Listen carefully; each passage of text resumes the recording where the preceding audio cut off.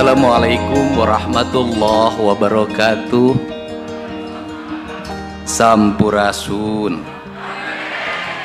Paralun anu kasuhun weninggalih nu dipamrih ajrih kapihatur kahiyang rumuhun. Hiyang murbeng alam Gusti Nu Masuci nutos ngarundaikeun urang sadayana seueuh Siliwangi sekeseler Pajajaran. Dina dangat ieu nangtung mugia tepi ka jucung nanjeurkeun bebeneran jeung kaadilan ngurus lembur nata kota Jawa Barat istimewa. Ajrih kapihatur da ieu teh judulna ge pan milang kala. Ari milang teh ngitung, ari kala teh waktu. Ceuk bahasa Indonesia nama ulang tahun. Hari jadi kulantaran kitu urang ngagem ajaran milang kalama nanjeurkeun ajaran karuhun ngarundaikeun carita sajarah sindang kasih jeung Nyi Ambet kasih. Oke.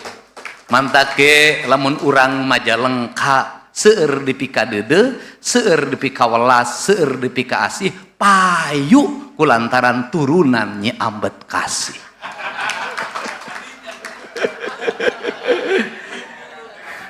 Anu can payu mah ukur Haji Udin ti Pajajar. Kulantaran kitu ciri hiji daerah anu gaduh seueuh siwi Siliwangi sekeseler Pajajaran. Biasana anak incuna nalanjeur. Mantap ke ayeuna teh Indonesia teh nuju manggung teh urang Talaga, mantakeun ngaranna Talaga Manggung. Urang Talaga eukeur manggung. Lain ukur manggungna, da ai manggung mah kabeh ge bisa. Tapi nangtung jeung nangtunganana teu kabeh bisa. Ai ukur ngajabat mah kabeh ge bisa. Tapi ngajabat nanjeurkeun bebeneran jeung keadilan teu kabeh bisa. Kulantaran kitu ajrihna kalanceuk aing. Lanceuk aing anu ayeuna jadi jaksa agung lain ajrih kulantaran jabatanana. Tapi ajrih teh kulantaran luhung elmuna jemar pangabisana leber wawanena. Bisa mancala putra mancala putri nurus bumi ngapak mega lempang dina luhur cai panwanian sita sekian ratus triliun sita hebat kakeung berarti boga akeman Majalengka. Jadi lain ukur ngajabat hungkul mah jeung naon ai mantak ngerakeun mah. Ari ieu mah lain mantak ngerakeun, mantak ajrih kakarek aya jaksa agung leber wawanen eueuh kasieun model ayeuna hebat keprok atuh. Atuh baheula mah kuring teh nyangka ieu ka jenderal teh sugan teh urang Banten. Ayeuna teh urang Majalengka. Ieu ge sarua leber wawanen. Saking kunyaahna ka kuring, nyalon gubernur ge embung dipilih pan baheula. Leres teu Pak? Lamun Pak TB jadi gubernur pasti 2 periode aing moal kabagean ayeuna. Kudu ngantri. Kulantaran Pak TB ngelehan harita, kuring ge sarua ngelehan, akhirna ayeuna kuring jadi gubernur ditangtungan ku Pak TB Hasanuddin. Hebat. Luar biasa jangkung gede deui wae. Nah ku kituna naon deui ka ajrih urang Majalengka? Ka ajrih naon? Aya Brigadir Jenderal Polisi Basajan. Sederhana. Kicep nage jarang ngomong nage jarang tapi kawanina tandang jurit teu eleh kusaha wae oge nanjeur tepi ka ayeuna ieu Pak ieu kuring mah apalna teh eta we boga kelompok bagong mogok cenah. Apalna baheula keur kuring jadi bupati, aya Kapolres, gawena teh nyeunan imah rakyat miskin. Pak Asep Guntur. Kunaon dipikasieun? Asepna mah biasa we, Guntur nu bahaya. Pikasieun mun baheula mah ngawangunan imah rakyat miskin, ayeuna newakan jelema nu sarakah, nu ngabalukarkeun kemiskinan teu turun-turun. Gitu. Tapi Pak Bupati ulah legeg kulantaran aya Pak Jaksa Agung jeung aya Pak Asep Guntur anger we ari mimpin mah kudu bener. Malah kudu ngajagaan di dieu aya urang Pak Jaksa Agung urang dieu, Pak Asep Guntur urang dieu. Wayahna Pak Bupati jadi bupati puasa. Keprok. Cicing nu deukeut kudu ngajagaan, kudu ajrih kade. Ulah aya di dieu kajadian sing jarauh. Atuh salajengna ngaturkeun nuhunna deui wae. Urang dieu teh lain ukur boga jenderal, aya jadi Panglima Korps Marinir. Urang dieu kan kamari 23 gugur anggotana di Cisarua. Urang dieu. Sahade urang dieu pengusaha. Nah, ieu teh geus sagala boga engke sore kuring jam 4 amprok jeung kasau nyaritakeun Kerta Jati. Kerta can jati-jati. Boga aya deui wae, disebuti wae, kudu masang genteng ayeuna sa Indonesia. Unu beunghar sakedeung di urang Jatiwangi. Abeh Majalengka. Nek nyarita di we dihareup di alun-alun aya tukang sorabi geulis, urang Majalengka. Ari duda mah meunang. Geulis tukang sorabi teh. Geus beres lah. Geus asa kitu pidatona nya. Tadi dititah bahasa Sunda tuh da aing nyarita teh. Atuh salajengna nu sami linggih kapihatur sadaya kuwu kabeh aya kuwu. Karunya kuwu teh geus mingkin kuru we. Sing semangat. Keun bae duit nurun ge. Nu penting mah makmur desana. Keprok. Camat aya camat. Lurah aya, eselon 2 aya kabeh, tunjangan kinerja geus naik encan, boro-boro naik, panduitna ge turun. Sadaya nu sami linggih jajaran pimpinan DPRD, dulur-dulur sim kuring di DPRD Provinsi Jawa Barat, haturan, aduh, ieu teh ngeunah di orang Majalengka mah, alus nasibna teh, boga anggota DPRD Provinsi untung we.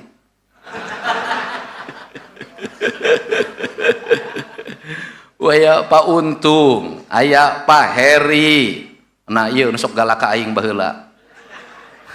Jeung jaini Kang Jaini nuhun, kudu kritis. Aya ieu nu sok ngiriman we tangkal. Kang Tete nuhun, nuhun pisan.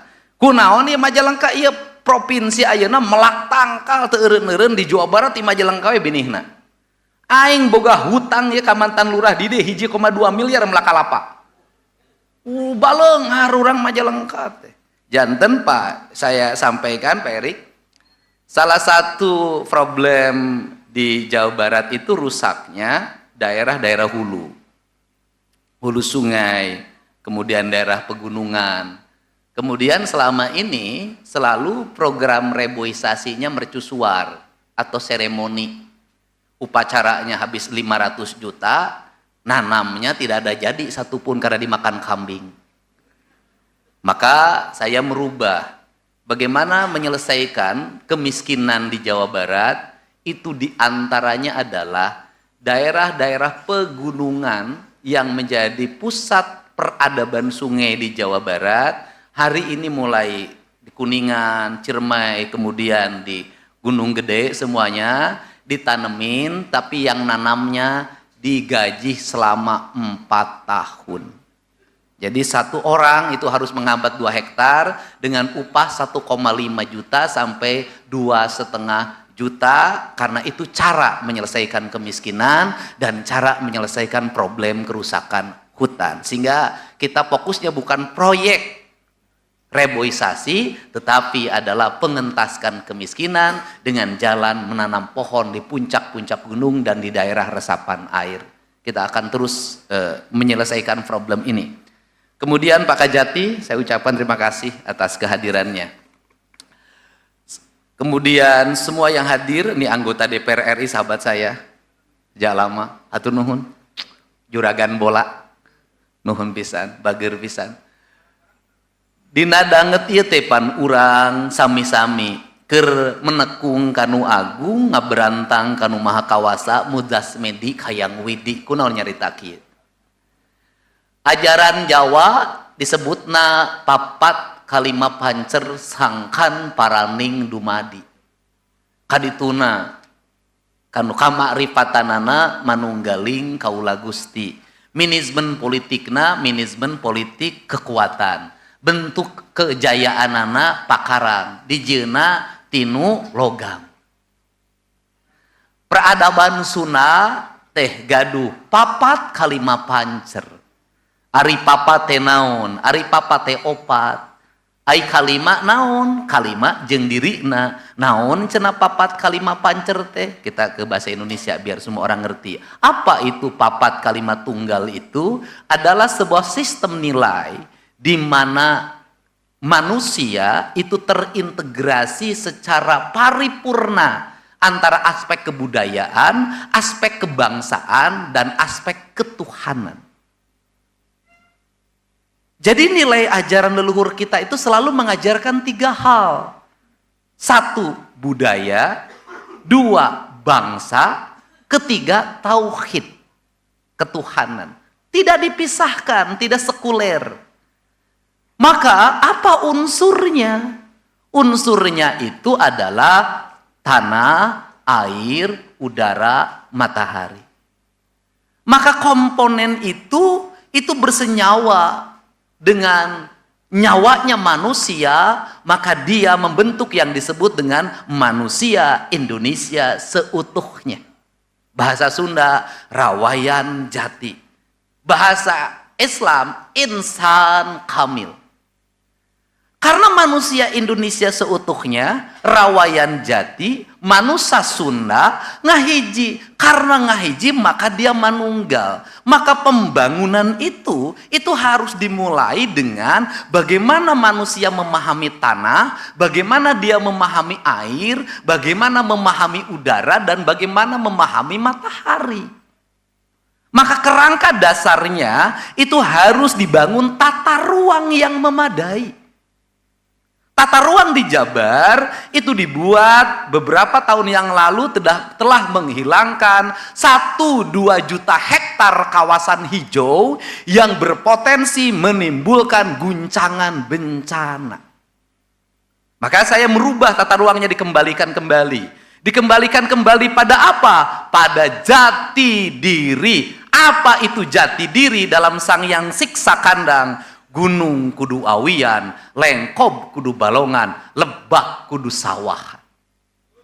Konsepsi ini sebenarnya konsepsi akademis yang sudah ada dalam prinsip-prinsip pembangunan orang Sunda. Sehingga corak pembangunannya apa? Corak pembangunannya adalah bambu. Maka perkakas orang Sunda itu bambu. Kujang itu bukan sarana berperang. Sunda tidak mengenal peperangan. Kujang itu sarana berpertanian. Nah, karena coraknya bambu, maka lahirlah rumah-rumah bambu. Karena lahirlah rumah bambu, maka apa yang terjadi dalam peradabannya, Sunda terbebas dari bencana. Karena peradabannya bambu. Nah, dalam konsep ini apa yang mesti dilakukan oleh Majalengka? Yang mesti dilakukan oleh Majalengka adalah 1, peradaban bambu menjadi satu nilai-nilai eksotrik. Bagi apa? Bagi pembangunan pedesaan. Bagaimana caranya? Daerah-daerah pegunungan, daerah-daerah aliran sungai, daerah-daerah yang menjadi pusat sumber-sumber daya air, pemerintah daerah segera membangun kampung-kampung yang memiliki nilai estetik pedesaan. Untuk apa? Agar mereka tumbuh. Tumbuh apa? Tumbuh menjadi manusia yang manunggal dengan alamnya, pajajar dengan alamnya, menjaga-jaga sumber air agar tetap bening.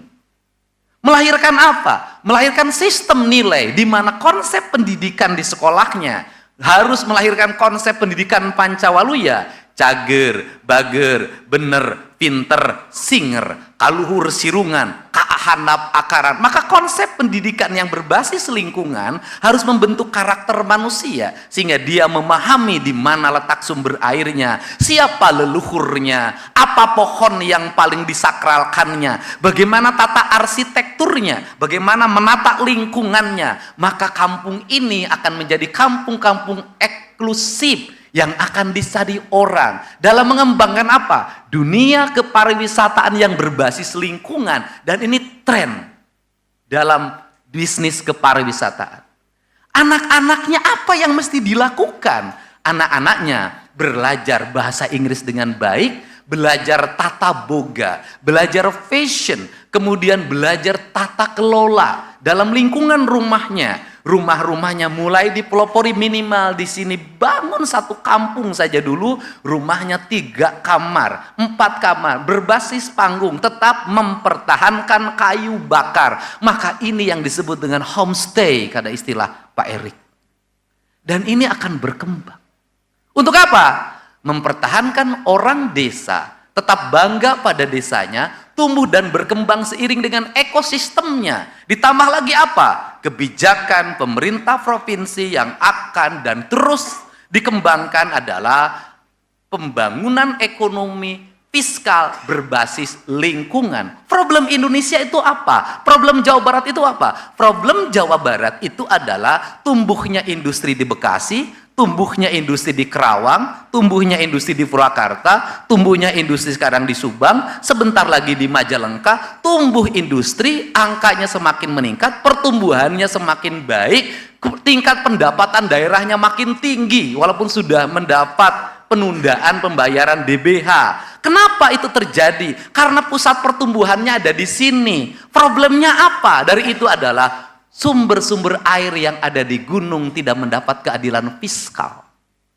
Karena sumber air tidak ada di gunung, tidak mendapat keadilan fiskal, akhirnya orang-orang gunung tidak bangga dengan gunungnya. Kenapa? Membangun kesengsaraan, melahirkan disparitas, kemiskinan terjadi di daerah pegunungan karena peredaran uangnya kurang, karena uangnya berputar di wilayah industri.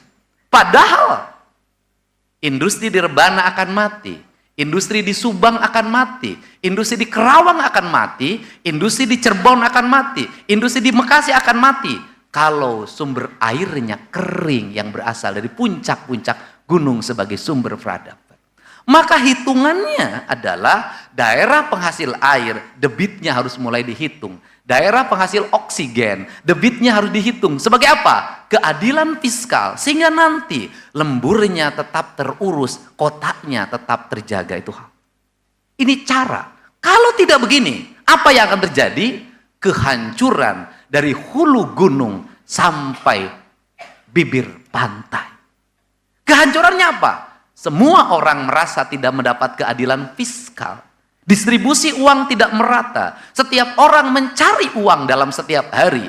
Akhirnya kehancuran berlaku secara bersama-sama. Maka distribusi keadilan pembangunan adalah membangun keadilan fiskal sebagai solusi dalam pembangunan yang berkeadilan dengan spirit Pajajaran. Itu pertama. Yang kedua adalah menyongsong industrialisasi. Apa problem orang Jawa Barat? Saya pelajari. Problem orang Jawa Barat dari dulu adalah sekolah tidak match dengan pertumbuhan industri. Kurikulumnya berjalan. Teori-teori pendidikannya terlalu lama. Maka saya sudah hari ini mulai menerobos. Setiap ada investasi baru, maka harus MOU dengan Pemprov. Tidak ada lagi lamaran kerja manual. Tidak ada lagi orang harus nenteng lamaran, bikin SKCK dulu, kemudian baru diterima. Saya logikanya terbalik. Sistemnya pakai nyari gawe, pakai sistem digital, di digital nanti sudah diatur. Ini warga setempat, ini prioritasnya, ini satu kecamatan, ini prioritasnya, ini satu kabupaten, ini prioritasnya. Dan tidak boleh ada orang berkumpul. Ketika ada orang berkerumun, nanti ada titipan kepala desa, titipan bupati, titipan anggota dewan, terus ribut. Yang satu titipan Karang Taruna, yang satu titipan kepala desa, berkonflik dalam desanya, berdampak pada rekrutmen industri. Ini saya mulai atur. Kemudian industrinya MOU, saya kemarin MOU dengan para investor Cina. MOU-nya bagaimana? Anda 2028 berapa yang Anda butuhkan? 3.000 karyawan. Oke, 3.000 karyawan, maka saya kumpulin SMK. Kelas 3 sudah saya masukin calon karyawan. Setelah itu dimagangkan, baik di dalam negeri maupun di luar negeri. Setelah itu apa? Ketika nanti mereka buka, tidak ada lagi rekrutmen. Karena ini sudah bergerak menjadi pegawai yang sudah terlatih dan terdidik. Majalengka akan menghadapi industrialisasi. Problem Majalengka apa? Angka trafficking, korban perdagangan orang dari Majalengka sangat banyak. Caranya bagaimana? Sekarang, dipetakan. Minat dan bakatnya dibangun. Diarahkan. Industri harus segera dibangun. Kenapa? Tidak ada arti upah naik dalam setiap tahun. Kalau yang bekerjanya bukan orang daerah itu. Kenapa? Nanti terjadi disparitas. Disparitasnya apa? Yang satu UMK-nya sudah 6 juta. UMK 6 juta berdampak juga pada apa? Kenaikan harga di sekitar. Di sekitarnya penghasilan warganya masih kuli macul 30.000. Maka kemiskinan disparitasnya akan semakin jauh. Ini caranya melahirkan kelas menengah. Dan yang berikutnya adalah pilih anak-anak terbaik. Di setiap kabupaten kota yang punya visi. Angkat itu anak security, anak office boy, anak tukang masak. Angkat mereka menjadi kelas menengah baru manajer. Saya dulu pernah menyekolahkan 300 anak dalam sekolah manajer. Dan itu anak-anak kelas menengah bawah, anak office boy, ada tukang sapu dengan gaji rendah. Kemudian hari ini tumbuh menjadi kaum profesional. Bagaimana? Culture lingkungan kita sudah buruk. Mohon maaf. Kenapa? Jangan sekali-kali berharap anak-anak kita bisa besar tumbuh tinggal di lingkungan kampungnya hari ini. Sudah jelek. Tradisi merokok, balapan motor, pergaulan bebas. Sudah sampai kampung. Tidak ada jalan lain, pilihannya adalah di camp. Lewat sekolah Taruna Nusantara. Lewat sekolah-sekolah rakyat. Dan saya juga sekarang akan membuka sekolah mau. Melatih apa? Melatih anak-anak desa, profesional di bidangnya. Diatur, bangun jam berapa. Pakai sepatu bagaimana caranya, lipat baju gimana caranya, pasang dasi gimana caranya, nyemir sepatu gimana caranya, duduk gimana caranya, membungkuk gimana caranya, itu harus diatur. Dan mereka harus jarang pulang ke rumahnya, kulturnya jelek. Ini cara, agar apa? Nanti pendidikan diploma 3, lahir kelas menengah baru, jadi manajer-manajer. Ini cara sehingga tata kelola keuangan pemerintah hari ini harus memiliki multiplier effect. Ini saya sangat ngitung ya. Multiplier apa? Setiap rupiah belanja pemerintah harus menimbulkan dampak ekonomi bagi lingkungan. Harus menimbulkan dampak ekologi bagi lingkungan. Harus menimbulkan dampak kesejahteraan bagi masa depan. Kita nggak bisa lagi menyambut masa depan hanya dengan berwacana. Kita harus membangun dalam kerangka teknis. Maka APBD tidak hanya berbasis pada output. Kalau berbasis pada output justru itu paling gampang. Kenapa? Karena di APBD resiko pemeriksaan yang paling rendah adalah di belanja seremonial. Bikin seminar jarang diselidiki. Bikin simposium jarang diselidiki. Kumpul-kumpul jarang diselidiki. Bangun jalan yang sering diselidiki. Bangun irigasi yang sering diselidiki. Padahal multiplier efeknya itu lebih besar dibanding biaya rutin. Snack 1.000 habis pakai. Barang habis pakai. Jarang menjadi objek pemeriksaan. Sehingga dulu para birokrasi lebih memilih ini. Kenapa? Batikna aya dipariksa tara. Benar nggak? Nah, kemudian saya tetap, namanya birokrat, saya coba menggeser seluruh belanja itu yang memiliki multiplier efek ekonomi dan investasi. Apa itu? Infrastruktur. Infrastrukturnya harus bagaimana? Infrastrukturnya harus berkualitas, jangan asal. Kenapa? Malu kita sebagai bangsa, bangunan Belanda masih kokoh. Maunya bangunan menangnya urang ngeserugrung era. Maka jalan berkualitas. Di jalan harus ada garisnya, makanya beda jalan provinsi hari ini. Pinggir dengan pinggirnya kuning, tengahnya putih, itu pasti jalan provinsi. Kemudian apa lagi? Drainasenya. Setelah itu apa lagi? Bangunan penunjang, pos pengawas keamanan, CCTV. Setelah itu apa lagi? Petugas kebersihan. Per kilometer jalan provinsi sekarang 1 petugas kebersihan dengan upah UMK rata-rata 4,2 juta. Untuk apa? Membangun multiplier efek ekonomi. Untuk apa? Agar orang bekerja mendapat upah yang layak. Ini cara. Nah setelah itu apa? Sungai. Infrastruktur jaringan air sungai. Danau, kata orang Sunda begini. Heug urang tenden dihandelem hieum gesan sampereun cag urang tunda dihanjuang siang gesan araeun paranti cokop bawaeun dituruban ku mandepun di wadahan cupu manik astagina dibuka anu ngaliwat anu weruh kasemuna anu apal kabasana anu rancing ngasrasana anu rancage hatena futa-futu tigang eu begawan sawidak lima nu hayang dilalakonkeun. Peradaban Sunda itu apa? Air, sungai, danau. Transportasinya sebenarnya air. Nah, Majalengka apa? Aliran sungainya saya lihat indah, bersih. Konsepsinya bagaimana? Konsen Pak Bupati, BBWS, PJT, PSDA ke sungai. Saya akan mengerahkan terus menambah angka belanja untuk pelebaran sungai dan pengerukan sungai serta pembersihan sungai. Setelah itu apa lagi? Kembangkan di sampingnya penataan bibir sungainya. Pasang lampu-lampu yang baik. Di Bekasi tahun ini kayaknya sudah bisa. Ide saya dengan wali kota terwujud, Kalimalang berubah menjadi tempat wisata hari ini.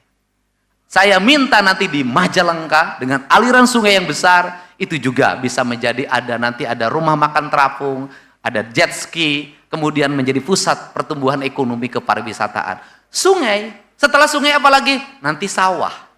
Sawahnya bagaimana? Ditata. Saung-saungnya dibikin yang baik. Galengan-galengannya ditata dengan baik. Kenapa? Ini adalah pusat. Lembur Pakuan, tempat kampung saya, kunjungannya hampir per bulan hampir 40.000 orang. Hanya apa? Orang hanya datang ke sawah, lihat saung, makan di sawah. Ini nilai. Untuk itu, maka terakhir saya katakan, itulah yang disebut dengan Sunda. Yaitu sebuah nilai peradaban yang mengajarkan tentang peradaban matahari dan peradaban bulan. Semuanya bersatu menjadi satu kesatuan nilai. Purnama saja kita melupakan. Padahal purnama bisa dibuat menjadi peringatan. Bagaimana bikin Pak Bupati satu desa. Desanya di pinggir gunung. Ketika purnama matinya listriknya dimatikan. Maka sinar purnamanya terang. Orang akan berbondong-bondong datang menjemput purnama. Dan bulan itu yang paling ditunggu. Terutama oleh ibu-ibu. Karena ibu-ibu suka gelisah kalau telat bulan. Nah itu ini. Nah ini orientasi sehingga dalam konsepsi ini pembangunan kepariwisataan itu adalah puncak. Puncak dari apa? Dari pembangunan infrastruktur, dari pembangunan ketuhutanan, dari birokrasi yang tertata. Pak Bupati bikin birokrasinya bajunya khas. Pada hari tertentu sehingga orang datang melihat birokrat. Kemudian dari kebersihan yang tertata dengan baik dan terkelola, serta etika masyarakat yang terbangun, sehingga Gemah Ripah Repeh Rapi, Jawa Barat istimewa, dan kemudian kalau di Majalengka langkung sae akan terwujud. Majalengka boga sagalana, boga gunung, boga walungan, boga industri, boga pusat industri pertahanan dalam negeri kesa kedeui, boga Kertajati, boga Pajea, boga deputi penindakan, boga menfora, boga pengusaha, boga komandan marinir, sagala aya, sagala nyampak. Bagea milangkala Majalengka, apanjang, apunjung, nanjung, dugika, jujung. Itulah penjelasan saya terakhir bahwa bagi orang Indonesia, bagi orang Sunda, bertuhan itu satu kesatuan. Jadi orang Indonesia sejati, maka dia menjadi insan yang sejati. Jadi insan yang sejati, jadi ihsan yang sejati, dia sudah menjadi orang Indonesia yang sejati. Jadi orang Sunda yang sejati. Karena nilainya sama. Untuk itu saya ucapkan terima kasih. Hapunten anu kasuhun bilih kalangkunganan. Luhur saur bahe care, neda agung cukup lumur, neda jembar pangampura. Cag, wallahu muwaffiq ila aqwamit thoriq. Assalamualaikum warahmatullahi wabarakatuh. Sampurasun. Salajengna dihaturanan ka sesepuh urang sadayana, tokoh nasional, pupuhu Kejaksaan Agung kanggo masihan beantara Pangjajab Milangkala Majalengka. Prak.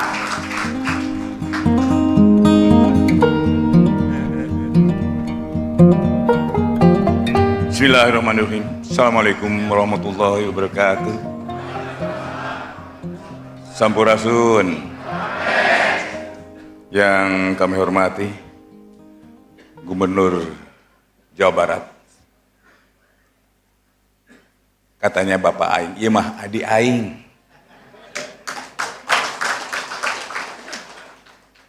Pak Bupati dan Wakil Bupati, pimpinan DPR dan anggota DPR Kabupaten Majalengka, para Pitwin Majalengka yang ada di luar Majalengka di tingkat tataran nasional, baik itu dari anggota DPR, ada Pak Erick Thohir, ada adik saya Asep Guntur, doakan sebentar lagi jadi Deputi Penindakan.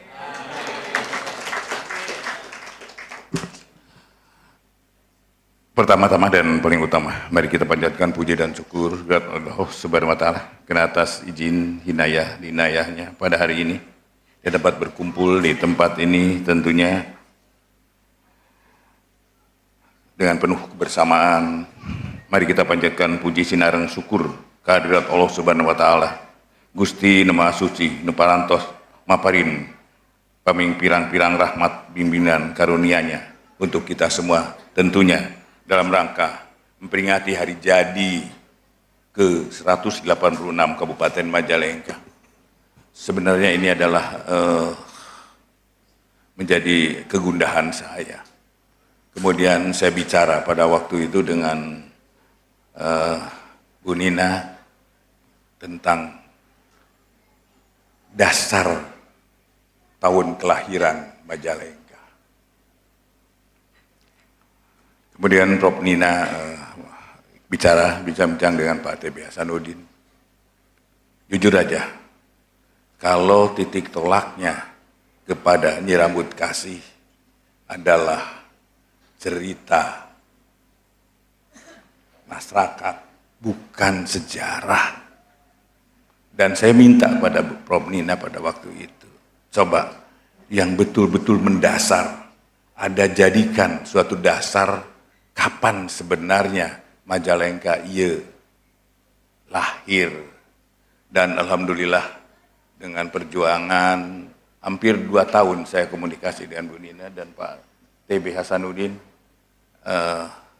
hari ini kita peringati yang ke-186 Kabupaten Majalengka. Untuk itu mohon aplusnya.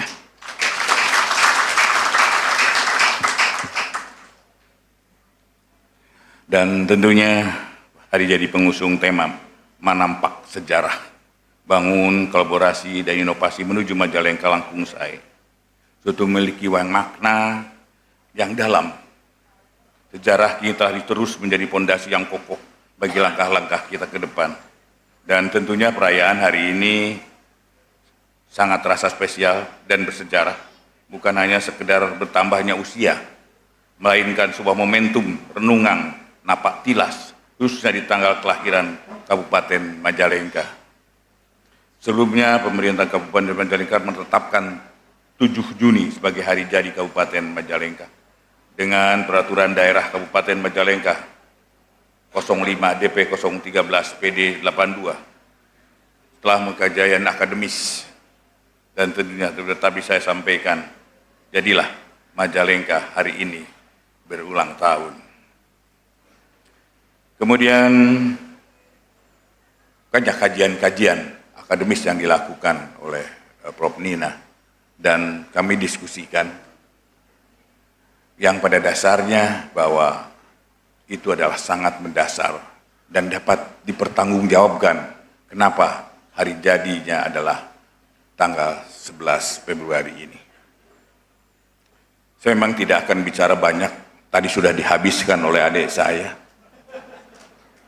Dari bawah sampai ke atas, dari kanan sampai kiri, yang terpasti adalah saya titip Majalengka. Saya tidak ingin, jangan berpikir kalau Jaksa Agungnya orang Majalengka,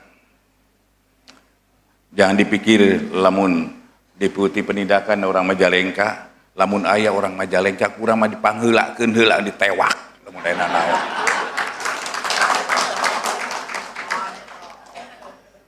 Pada waktu saya diangkat jadi Jaksa Agung yang pertama, saya kumpulkan saudara-saudara. Saya peringatkan semua. Kalau saudara-saudara termasuk Pak TB, saya bilang, kalau melakukan suatu perbuatan pidana, saudara pun menjadi orang lain bagi saya. Dan saya itu lakukan. Saya lakukan dengan semua. Teman pun kalau melakukan perbuatan pidana, saya tidak akan mengampuninya. Berapa menteri yang sudah saya kandangin? Bukan itu. Yang saya inginkan adalah, ayo kita sama-sama membenahi diri negara ini. Kemudian dari mana sih kita memulainya? Membersihkan negara ini. Nggak usah muluk-muluk dengan teori. Jadilah pimpinan yang betul-betul bersih. Kalau pimpinannya, kalau bupatinya bersih, camatnya atau kepala dinasnya pun saya yakin tidak akan berbuat apa-apa. Kenapa? Dia akan yakin tanpa beban seorang pimpinan itu menindak anak buahnya. Tapi kalau pimpinannya mungkin bupati, kepala dinasnya masih mau nerima duit, ya di bawah pimpinan itu maling, di bawahnya rampok. Artinya akan lebih melakukan perbuatan pidana dari pimpinannya. Banyak contoh yang telah kita lakukan. Contoh gampangnya aja. Kalau untuk satu jabatan, bupati tidak mau menerima duit. Yang lain ke bawah tidak akan mau. Apalagi kalau harus nyogok. Seorang pegawai nyogok pimpinannya untuk satu jabatan, itu bukan dari gajinya pasti. Itu pasti dari duit yang di luar gajinya. Artinya, duit untuk nyogok pasti adalah hasil kerampok, hasil korupsi lagi. Dan itu akan bergulir terus. Yang saya harapkan adalah, ayo sama-sama kita memulainya, membersihkan diri dari korupsi. Karena pemberantasan korupsi itu bukan hanya tanggung jawab penegak hukum, bukan hanya tanggung jawab Jaksa Agung, bukan tanggung jawabnya Pak Asep sebagai Deputi Penindakan, tapi tanggung jawab kita semua. Jadilah contoh untuk keluarganya, jadilah contoh untuk anak buahnya, jadi contoh untuk lingkungannya.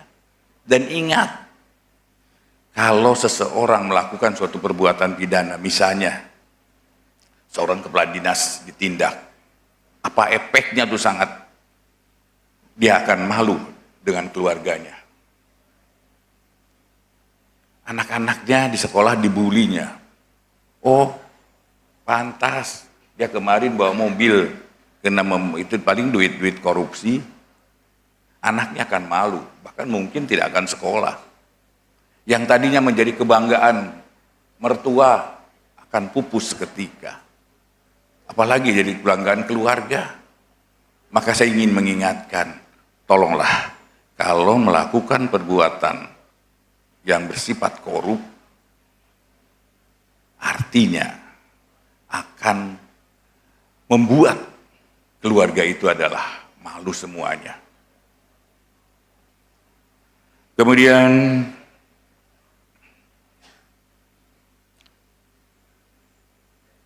KB udah dibeakeun.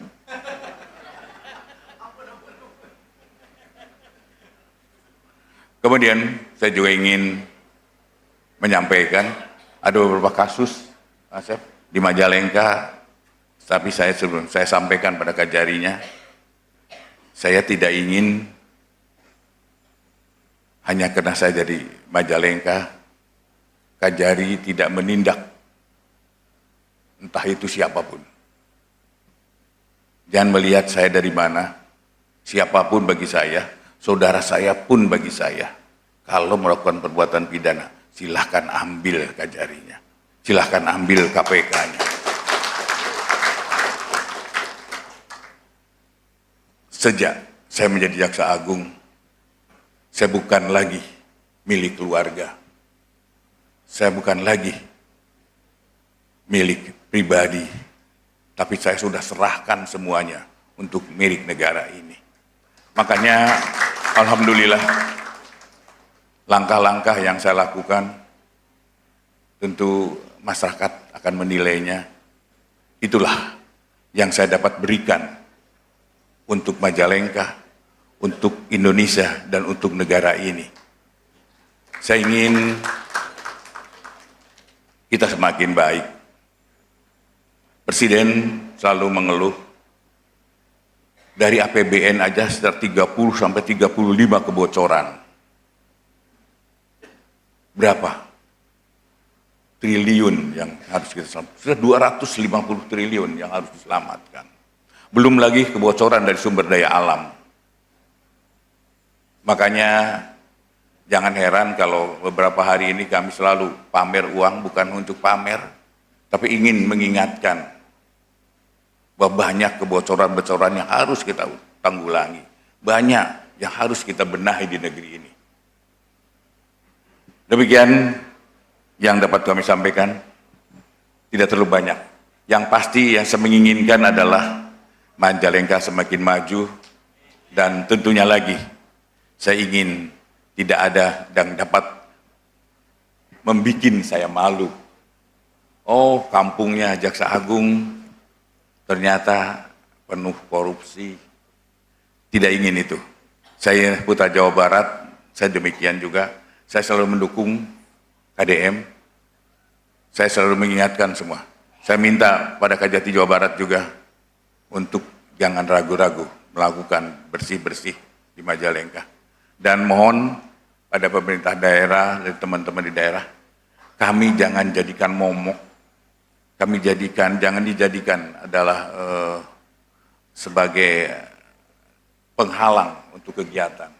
Kami didatangkan, dikirim ke daerah, dan tentunya adalah dalam rangka untuk mendukung pembangunan daerah. Kalau demikian juga, apabila Pak Gub, lamun aya, jaksa nu nakal, untuk semua aja, tolong informasikan ke saya. Dalam bulan ini, saya sudah menindak Kajari 5 orang. Magetan, Sampang, Padang Lawas, Deli Serdang, kemudian satu lagi kasih di Garut, di Sukabumi. Saya copot karena saya lebih baik dicopot oleh saya sendiri daripada dicopot oleh saudara saya. Dan tentunya selamat ulang tahun. Kembali lagi sekali lagi ulang tahun. Semoga keberhasilan hari ini, keberhasilan yang kemarin dapat dilanjutkan. Saya tidak ingin ada memisahkan antara ini adalah pemerintahan zaman ini pemerintahan zaman ini adalah pemerintahan. Gimana pun juga Bupati hari ini adalah menyerahkan, menerima dari bupati yang sebelumnya. Artinya bupati hari ini harus bertanggung jawab atas pelaksanaan pekerjaan yang lalu. Jadi tidak ada saling menyalahkan. Demikian, terima kasih. Sampurasun. Wassalamualaikum warahmatullahi wabarakatuh.